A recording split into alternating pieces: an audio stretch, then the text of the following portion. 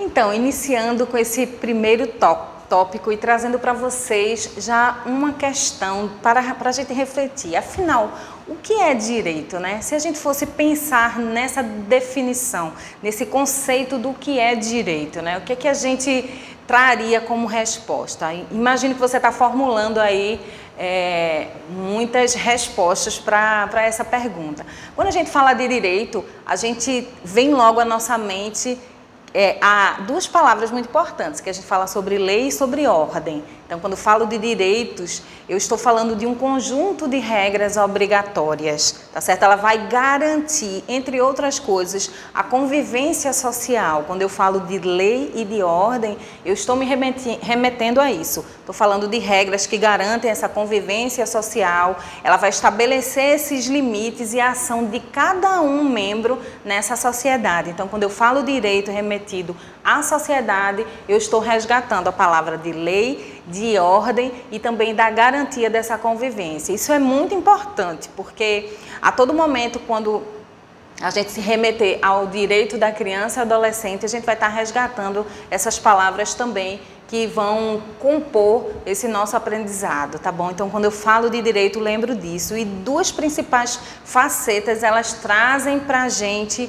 também esse conceito. Primeiro que eu falei de lei e ordem, então eu estou falando de um conjunto de regras absolutas, que elas vão orientar a conduta de pessoas. Então, a lei e a ordem é estabelecida, né, e impostas, nesse caso, pelo Estado, né, para que isso seja seguido. E um outro elemento necessário, né, para a garantia das necessidades humanas. Então, quando eu vou garantir essa ordem, essa justiça, o cumprimento, né, para que essa necessidade humana seja cumprida, eu também estou falando do direito, me remetendo à segunda faceta do direito. Então, quando eu estou falando sobre direito, eu me remeto a essas duas questões e isso precisa ficar sempre muito claro para a gente. Cumprimento de ordem, a garantia dessa convivência social saudável e que essas leis e essas ordens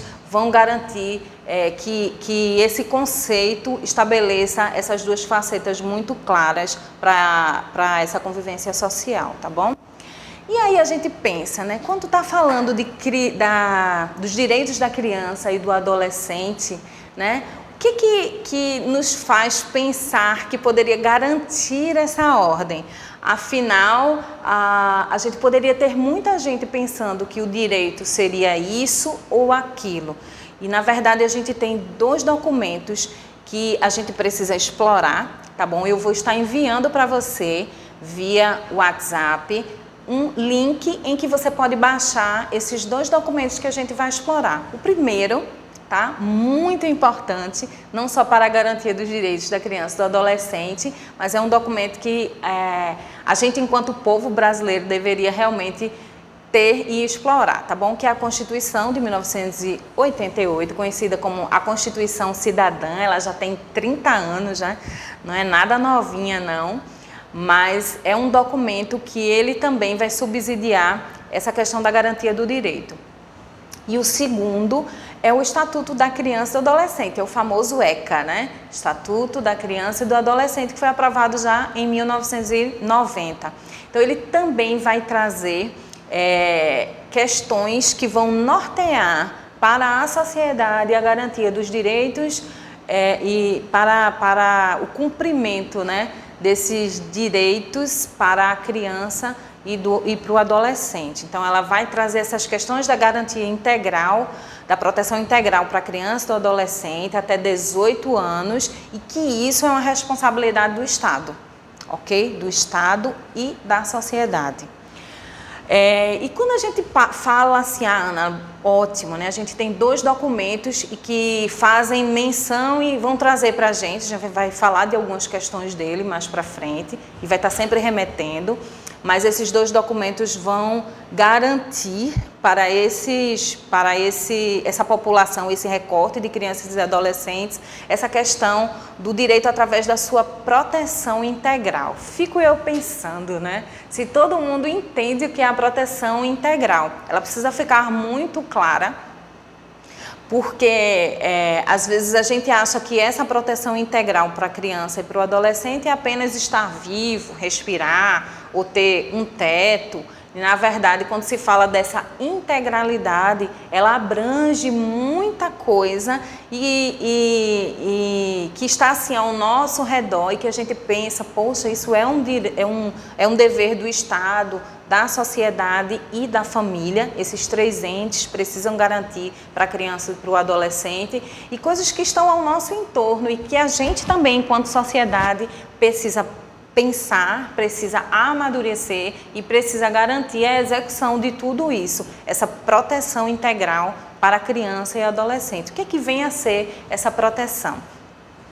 Tá certo? Os dois documentos, tanto a Constituição como o ECA, ele traz bem claro para a gente essa questão sobre a proteção integral. Ele diz lá, esse texto é extraído de lá, tá bom? É aquela que atua buscando garantir todas as necessidades da pessoa enquanto infante, né, enquanto criança, possibilitando o total desenvolvimento de sua personalidade mediante condutas protetivas. Então, está falando, né, dessa garantia e da proteção. Esses documentos, né, e essa garantia da proteção integral citada nesses documentos é um avanço ao longo dos anos, gente, porque nem sempre foi assim. E ela traz, né, esse reconhecimento a esses menores dessa proteção. É um reconhecimento a necessidade e a fragilidade dessa população.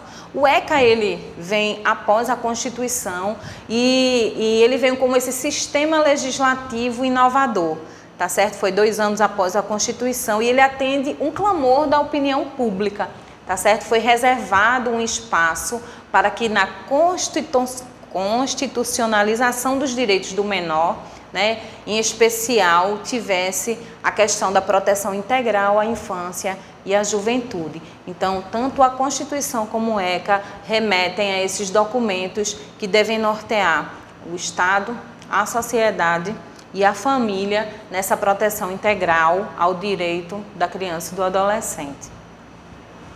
Mas nem sempre foi assim. Vou deixar a deixa e eu espero que vocês fiquem aí conectados e assistam o próximo vídeo.